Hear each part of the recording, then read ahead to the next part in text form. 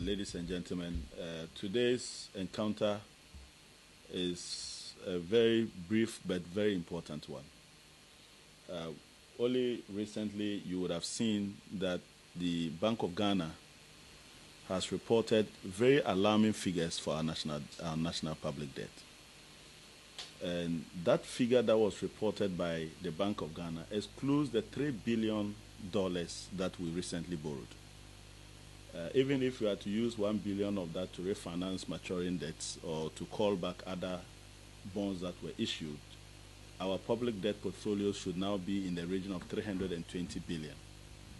That means that in a little over 4 years, we've added about $200 billion to our public debt. It is becoming very clear that the phenomenal growth in our public debt is influenced largely by some people at the Ministry of Finance who have made borrowing their private business, because they benefit directly through their companies when Ghana borrows. So we are no longer having to borrow because Ghana needs it, but we have to borrow because their businesses need that money in order for them to be rich. Only recently you would have noticed that the Bank of Ghana released a notice of the companies that have been contracted to be the book runners or the transaction advisors to the Ministry of Finance.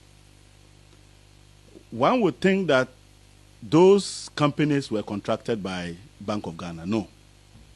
They were contracted by the Ministry of Finance. And so Ken Ofori-Atta, as the Minister for Finance, and Charles Adu Boahen, who until recently, when the Minister for Finance returned from his sick leave, was the President's representative at the Ministry of Finance and has been nominated as a Minister of State at the office of the Ministry of Finance, has his company as one of the transaction advisors. Black Star Brokerage is a company owned by Charles Adu Boahen. Data Bank is a company owned by Ken Ofori-Atta. So Ken Ofori-Atta and Charles Adu Boahen have contracted their own companies to be their transaction advisors in order for us to borrow money. What it technically means is that they have also determined how much they will pay themselves, because the Ministry of Finance fixes the rate at which these entities are paid. I've never seen anywhere in the world where people can treat a country with such impunity, that you take your own company, contract your own company, make him your transaction advisor, determine how much you pay yourself at the expense of everybody else. And let me give you a few numbers. If you take the last couple of years, 4 years, our public debt grew by an addition of about $200 billion.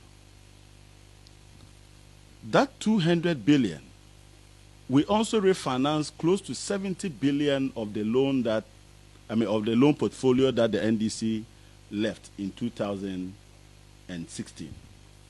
That's 70 billion Ghana cedis out of the 120 billion was refinanced. That means in total, government borrowing program over the last 4 years additionally has been almost 270 billion. Granted that this 270 billion Ghana cedis, about 10 billion of that is in short-term treasury bills, which are not bonds that these companies would have to book run. And granted that a further 10 billion is from other loans from development partners like World Bank, Africa Development Bank, and the rest. You still have a healthy 250 billion Ghana cedis that Ken Ofori-Atta's company and other book runners have had to assist Ghana to borrow.